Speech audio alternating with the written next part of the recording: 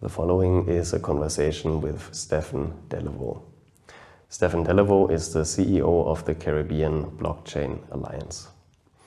We talk about the current status quo of blockchain technology, cryptocurrencies, and digital currencies in the Caribbean.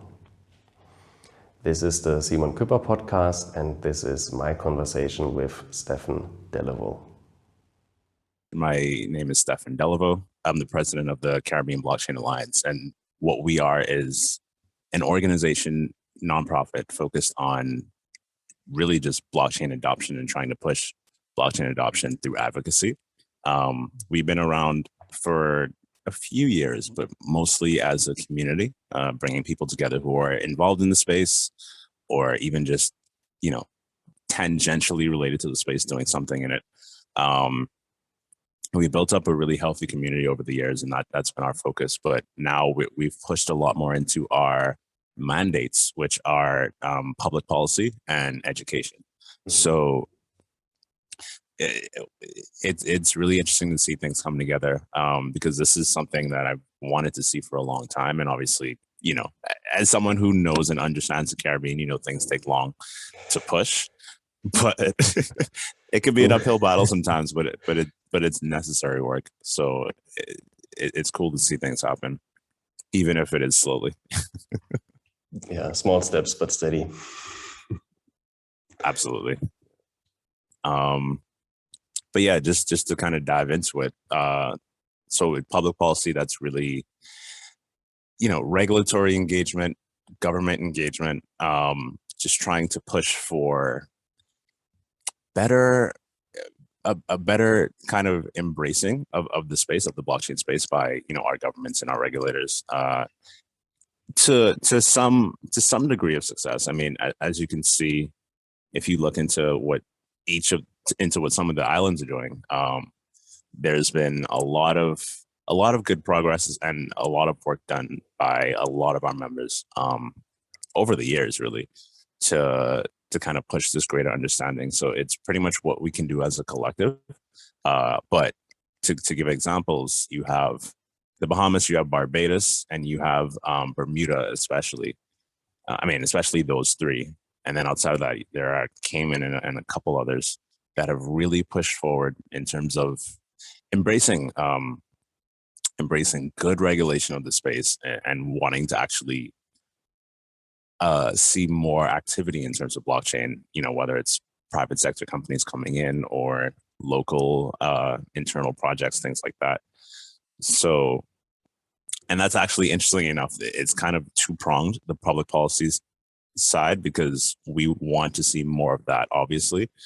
And we're trying to push that as much as possible, but we also want to make sure that, the other countries, the other islands aren't left behind. So having a few countries that are really on top of things in the Caribbean is great, but we would also definitely want to see a kind of collective push.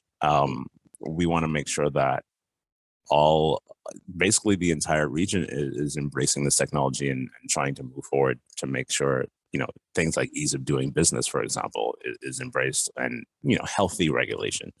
So one of the things I personally would like to see, this is kind of a dream of mine, I guess, is to basically have a kind of regional regulatory framework, meaning that, all of our countries have some sort of, not necessarily standardization, but some kind of skeleton of a regulatory framework that they all can kind of use. And, different countries have different needs, so they can kind of not switch it out, but kind of tweak it as necessary. But if everyone has at least a framework, then, it means everyone's pushing for good regulation at the same time. It's not, no one's being left out, because I do believe that the entire Caribbean has to basically work together on this to make sure that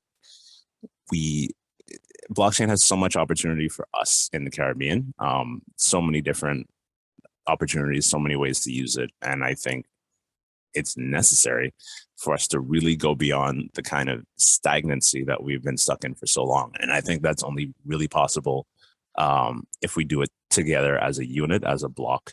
of Caribbean countries working together. Yeah, I think it's important that everybody is playing by the same rules, basically, or has the same rule set. Where do you see the best use cases, let's put it that way, of blockchain? Because there are so much different applications for a blockchain where you can use it, and sometimes overwhelming. I think the most famous one are, of course, cryptocurrencies, maybe NFTs, things of that nature. But there is for sure more. But where do you see, or where should be the focus of the implementation of blockchain technology in the Caribbean? What is the most promising field? There's so many, and I don't even know where to start. But in terms of the most important, let's see, I would say there's two things. One, I don't want to underplay the cryptocurrency side or even just the digital currency side, because for a region that's full of very small islands where we're all disconnected, because trying to do any kind of trade, trying to do any kind of money transfer in the Caribbean is difficult. And of course, even just physical shipping, for example, is difficult, because everyone has to either put something on a boat or on a plane, even if they're not that far away, just because of the island barrier. So I would say the top two things are pretty much just transactions and trade, and also the supply chain aspect, specifically for maybe agriculture, where you're using blockchain as well, mainly for the supply chain or for attestation, or to make sure that things are exactly what they say they are. You can track where they came from. You can track where your food originated to make sure you're looking for a certain quality, or make sure nothing was tampered with. But even just on the digital currency side, I mean, just I'll give the example of the Bahamas. We are, even in the Bahamas, we're made up of a bunch of different islands. And we largely, and this is the whole Caribbean too, we largely have this problem called de-risking, which I know you're familiar with, where we're losing a lot of relationships with our correspondent banks, and a lot of banks, because a lot of banks in the Caribbean are foreign, are just pulling out, and it's leaving people, especially in the smaller islands and the smaller communities, without really any resource for banking or transactions. Because if you don't have a bank anywhere in sight, that means you're pretty much stuck with physical cash at all times. Yeah. And of course, if you're trying to transfer or send a transaction from one island to another, that's extremely difficult to do with cash. Yeah. So blockchain, and that's why also you've seen so much push for central bank digital currencies, because the need is just there to make sure that people have some kind of option to send money, to send transactions, and to make sure that those transactions are verifiable. So that, I would say, is definitely those two. And even just a focus on those two for all our countries would put us in an amazing place. Because, like, say for example, I'm in the Bahamas and I'm trying to send money to Jamaica. I have two options. I can either send a bank wire, which goes to New York, and then down to Jamaica, even though we're much closer, which as you can imagine adds time. That might take weeks. It adds cost, because bank wires aren't particularly cheap, and it's just not an efficient way to do business at all. And then the other option is something like a Western Union, which it does, is a bit more catered to those kind of transactions, but they're expensive. They take a pretty high percentage of your money, and for people who are working class, that's not sustainable. So something like pretty much any kind of blockchain based crypto or digital currency infrastructure is automatically leagues better than what already exists in the traditional sphere. I definitely agree with that, or the fact that you pretty much cut out of global trade if you have these limitations. Maybe Absolutely. We can talk a little bit about dive a little deeper into the payment area, because what you described right now is basically the situation that we have with fiat currencies. You only can pay in one country with one currency and so forth. That's the problem with transaction on a global scale. Right. Then on the other hand, we have cryptocurrencies like Bitcoin is probably the famous one, where we basically have a decentralized finance system on the blockchain, where we also have problems with cost, with energy consumption, etc. But the main practical problem here is probably right now the volatility of the price itself and the switching back into fiat currency when you then basically want to buy something in your country or in your want to pay a bill that you get for whatever it is for your daily need. And what I don't really understand is then digital currencies by central banks, because that, in my eyes, kind of neglects the argument for a decentralized currency, so where you don't have that one entity that controls everything and so forth.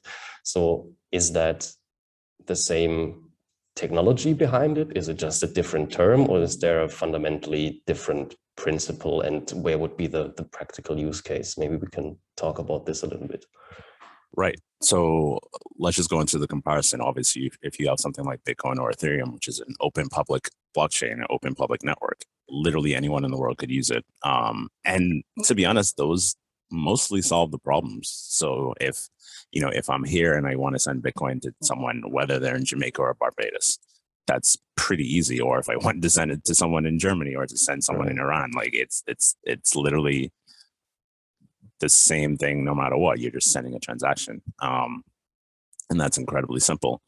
The issue, especially for here, I mean, there are a number of things. One, there's just the general issue of there's a huge lack of on-ramps and off-ramps for crypto in the Caribbean. There are very few. The issue comes up with either people aren't able to access these international exchanges, or their banks may block them from accessing these exchanges, or even just a lack of good regulation to ensure that there's some kind of local exchange or ease of doing business. And that's obviously, again, where trying to push for good regulation comes from. Yeah. And these are uphill battles, because obviously we also focus on education, and we're trying to bring in universities, bringing students, and it's hard to get people really involved if they don't have an access point. So we're still dealing with the issue of access points, and I think that's, at least for crypto, that's one of the biggest barriers. And as soon as we can solve that barrier, things will be much, much better. But even outside of that, because of these issues, and just because of the fact that, like you said, every cryptocurrency is volatile at the end of the day. So that will always be somewhat of an issue, especially if you have like merchants accepting it. They don't know if the price is going to be higher or lower the next day. So there is some barrier to just adoption in general. Now you have, for example, just to throw an example, something that I saw recently in El Salvador, where you saw they're now accepting Bitcoin as an actual currency. They as legal tender. Sorry, they're trying something where if a merchant accepts Bitcoin, they can have it as a peg so that the volatility doesn't matter. So that's interesting. But this is why also there's such a push for these central bank digital currencies, which are at the end of the day really just digital versions of the dollar, but in a way that hasn't really existed in the Caribbean, because obviously you have credit cards, you have credit loans, things like that, but they're always heavily tied to the banks, and they're expensive. The interest fees are high, the interest rates are high. So yeah, the idea comes from, and the Bahamas was actually the first to have a fully official central bank digital currency, and then pretty much right after that, that's called the sand dollar. And then right after that, the Eastern Caribbean Union, which is basically a currency union of a few different Caribbean countries, they rolled out Dcash, which is also a central bank digital currency. But even before that, in Barbados, there was a huge push for a digital blockchain-based version of the dollar. And that's kind of where, and that was actually very, very early on at the beginning of, before people were really talking about CBDCs. But yeah, just to break it down, the idea behind that is central bank obviously is where, any country's money comes from. So the idea is to just, if you have the backing of those physical dollars, you can create a digital version of it, which the central bank still runs and controls, just to make sure that people are able to do these kind of digital transactions, digital payments, e-commerce, what have you. And of course, in a way where it's blockchain backed, which means, the transactions are verifiable, and it still has that security and authenticity at the end of the day, which comes inherently with blockchains. But it also makes sure that, again, you don't have to deal with, say, volatility, because it will always be one-to-one with the dollar. There is, because at the end of the day, some people just don't trust crypto or Bitcoin or whatever, and probably won't for a long time. That's just the reality of it. This gives them that kind of quote unquote trust for their local institution. But at the end of the day, say, especially with the example of like the Bahamas, where it's a bunch of different countries, a bunch of different islands, it makes sure that, someone on a smaller island has that automatic connection, can automatically transfer their funds. They don't have to worry about carrying cash and going on a boat just to make a transaction to another country. Another island, which is crazy if you think about it. It really just puts us, well, not even just puts us on the same page as, some of the first world countries. Like in the US, you have like Venmo. I think in Europe, there's like Klarna and things like that. But these kind of access to fintech, access to payments, whatnot.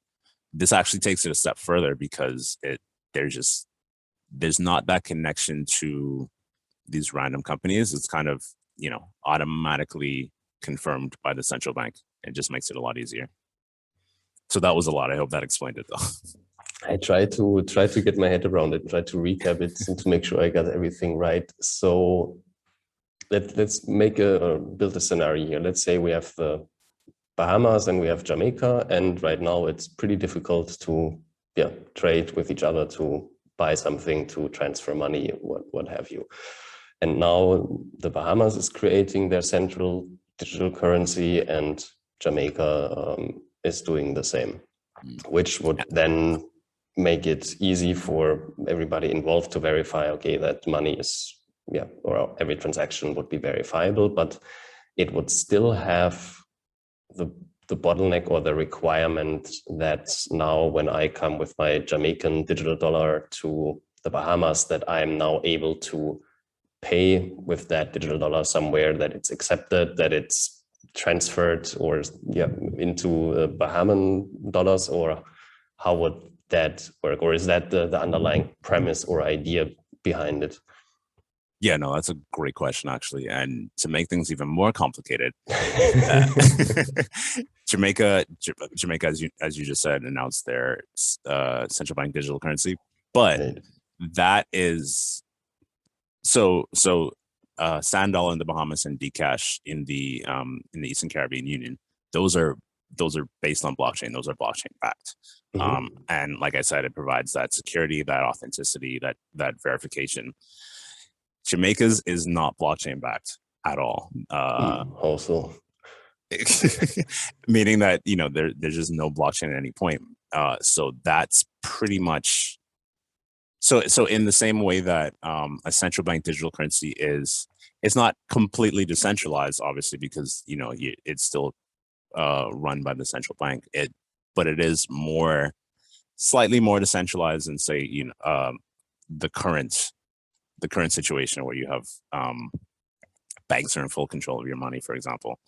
But if you have a central bank digital currency and you take out the blockchain component, that means it's not that much better. It's kind of the same thing, because it's the same thing, right? It's the same thing, because you lose that security, you lose that.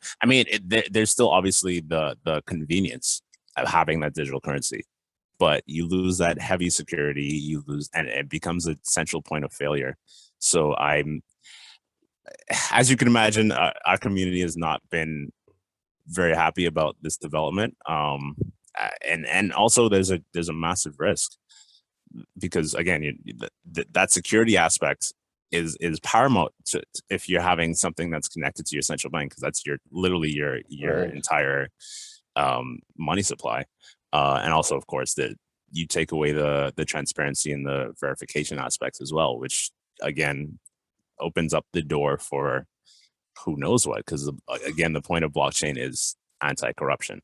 So there's a lot of issues with that. And then just as you were asking, how does that relate to any kind of transferring or transactions inter-regionally? Not sure. I'm not sure exactly what that looks like. But even outside of that, that's still a big problem. And I think what is necessary, and a few folks, like for example, like I said, in Barbados, even though they don't have a central bank digital currency, there is a company there called Bit, which is actually the region's first blockchain / crypto focused company. Mm-hmm. They were actually, again, one of the people that were pushing this digital dollar very early on, or the concept of a digital dollar. And they're also, I know the people there are also very focused and passionate around this idea of a kind of a regional settlement network, right? Where you have, all of our various central bank digital currencies, which can't interact with each other because they're all local.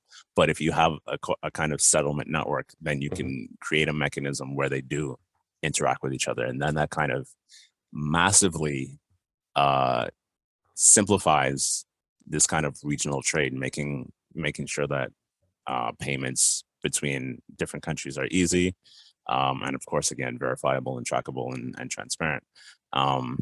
And of course, you can tweak that as necessary, but just making that kind of interregional trade possible, because it's still so difficult and so many issues around it. So that's something that hopefully will be coming to light hopefully in the next few years, because I think that would be such a boom and such a boon for us as a region.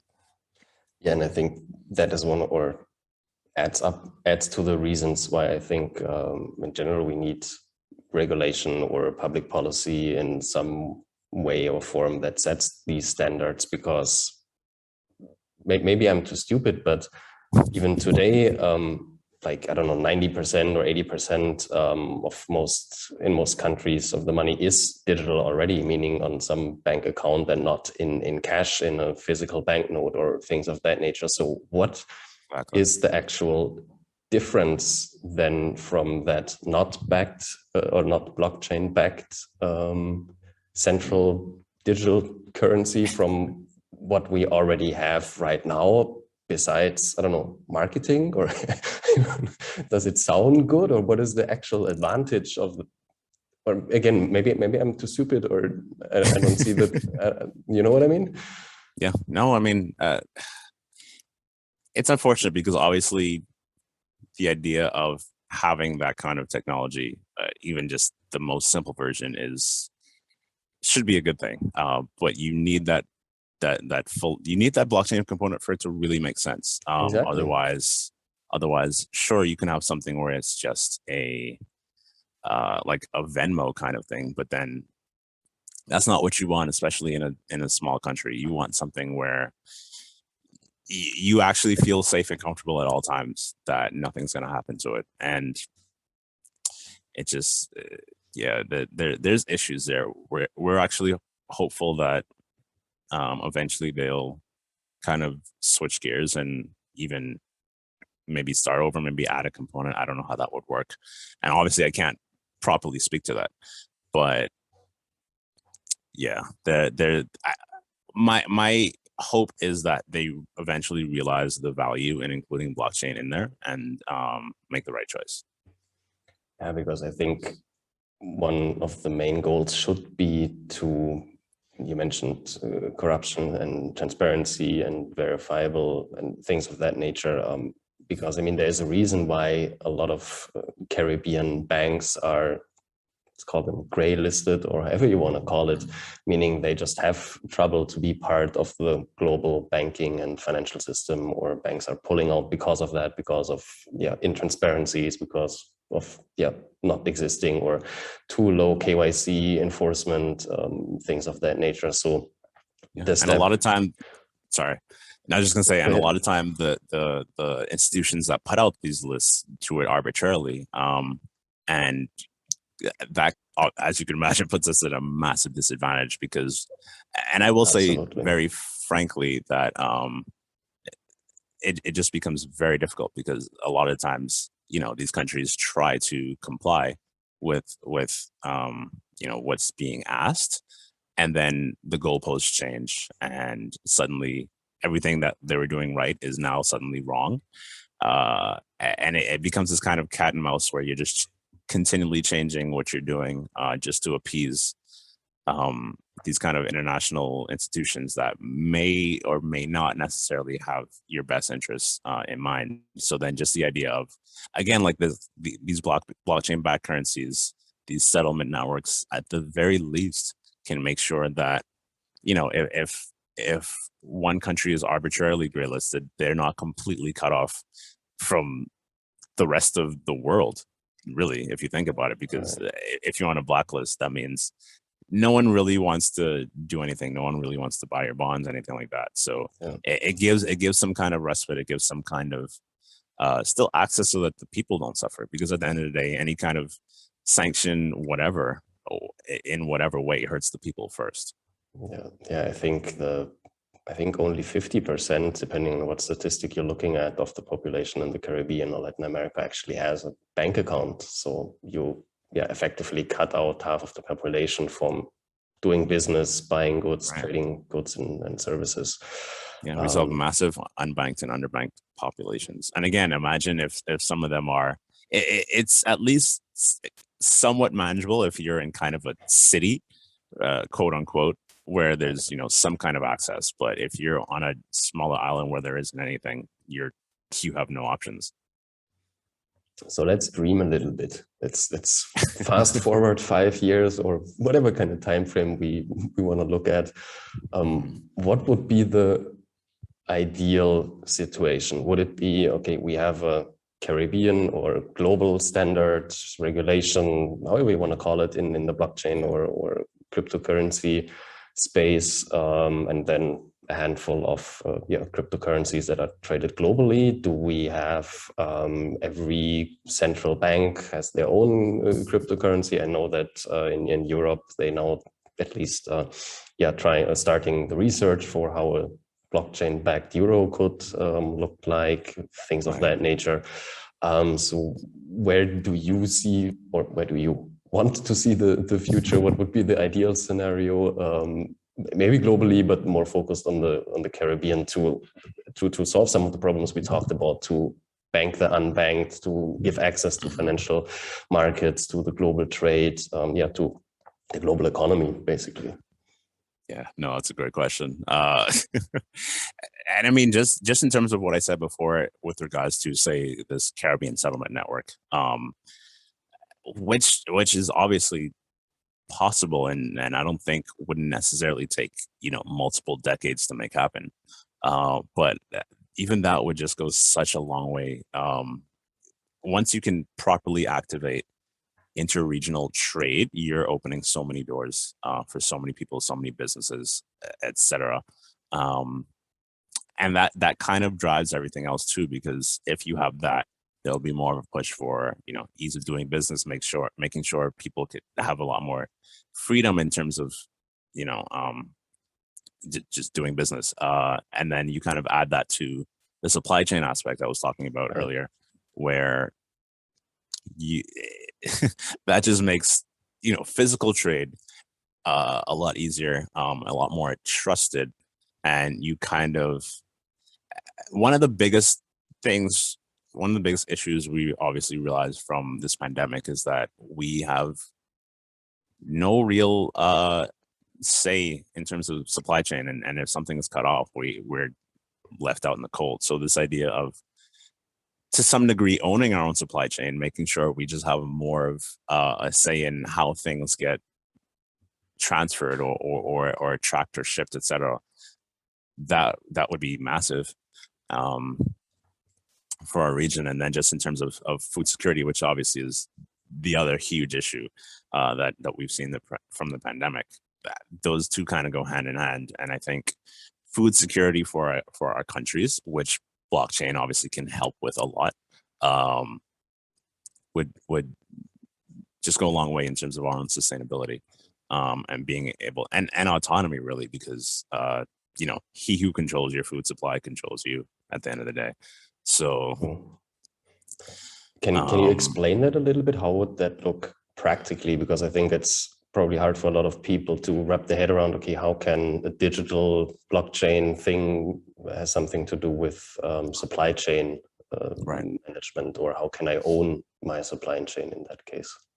Yeah, no, it's a good question, because at the end of the day, a blockchain is really just an accounting system. It's a verified and transparent accounting system, and it's more of, and obviously it's not like just blockchain. There are actual physical components as well that have to go in the supply chain, obviously. But just being able to, how do I put this the right way? Really have an understanding of where such and such food is coming from, making sure it came from maybe you prefer, or your country prefers, a specific company or a specific farm, for example. You would be able to know automatically that, oh, these seeds didn't come from Monsanto, for example. Okay. or just maybe your country has a relationship with, say, I'll just throw something out there, the Philippines. You can make sure that, okay, if you are connected to this one group of farmers in the Philippines, you can verify that the food definitely came from them and nothing was tampered with along the way. Because how do I put this? A lot of what we get is obviously imported, and I would say for all our countries, the majority of our food is imported. So any kind of tampering or reduction in quality, for example, will automatically affect us. And then you kind of mix this idea of the supply chain with, again, the regional trade thing, because those two do go hand in hand. It also allows us to, again, the idea of controlling your own supply chain, it allows us to have better trade with each other, have a better relationship with each other, make also, like, it kind of drives this idea of agriculture, again, for food security, where a farmer in Jamaica may be like, okay, my real customer base is just local, because it's too difficult to make exports happen. That automatically opens up these doors as well to make sure more people can do exports, and the people who are the countries that are still importing food are importing from someone they may have a better relationship, have more trust with, and obviously people want to buy Caribbean at the end of the day, and it just makes for a healthier outlook. And I mean, I don't want to say that blockchain just cures all these things, because obviously there's a lot of moving parts, but it does kind of push that push the flywheel, basically, where it just kind of activates all these other aspects that could come together a lot better. Yeah, economics is complicated. That's true. But I guess in that case, it adds also a lot of kind of quality control, or not control, but quality guarantee to the whole process, or to the whole system. Okay, got it. I think that was a lot so far. Probably, a lot of questions that we will see unfold or develop over the next years. For sure. Is there any other topic or any other area that you want to touch on, that you want to talk about, that that might be important to the whole overarching picture? Sure. I mean, I guess just to expand more on your question of what things could look like, what I said is the the biggest things, the trade and the supply chain and things like that. But even just in terms of economic opportunity, economic empowerment. So like I said, we're focused a lot on education. We're trying to connect to universities and student groups, student communities and things like that. And the goal there is to basically introduce them to blockchain, introduce them to this technology that could have so much impact. And at the end of the day, if we could get people in general, but more specifically students, to understand what's going on with this tech, maybe even have more developers or people who are doing finance in terms of DeFi, decentralized finance, people who are, to use the phrase, crypto native, where they're automatically, their first instinct is to use crypto because it just makes more sense. Because the things you can do with this technology is automatically at a higher level than what people can do normally in the region. Like I said, like all these payment issues, all these kind of lack of access to banking, lack of access to finance. Even just in traditional terms, most people have no access or no option to, let's say, invest in US stock, for example. If you can't even do simple things like that, you're basically going to always be stagnant.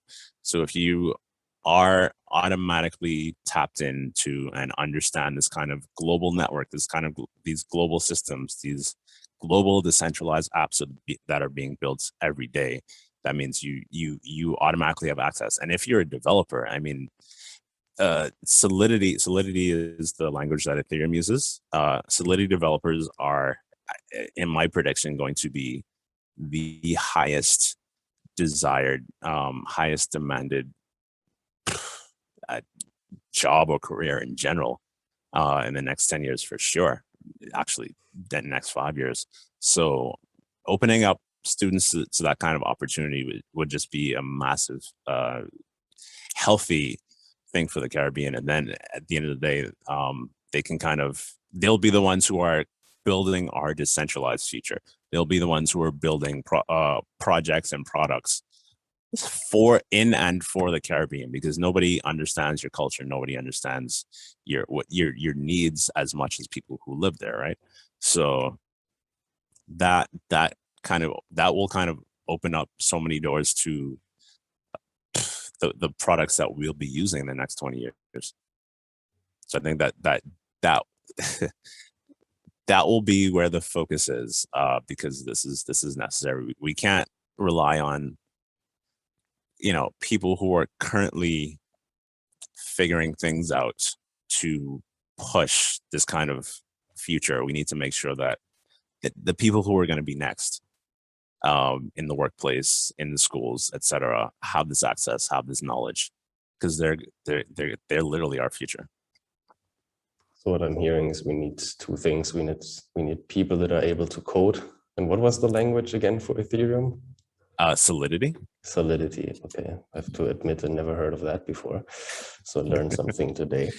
And obviously, it doesn't have to be that specifically. There are a lot of open public blockchains. So just being able to do blockchain coding at the end of the day, whatever that looks like. Yeah, I think coding in general is probably a good investment for the next years. Okay, so where can people find you, or where can people get in contact with you, or find Caribbean Blockchain Alliance if they say I want to learn more, or where can you help? What would be the first starting point? For sure. So our website is CBA as in initials for acronym for Caribbean Blockchain Alliance. So it's CBAHub.org. So CBAHUB.org. We're also on social media, on Facebook, Twitter, and LinkedIn. So, and then I'm also myself on those same social networks. So you can definitely find me. Thank you for listening to this conversation with Stefen Deleveaux. I appreciate it and hope to see you next time.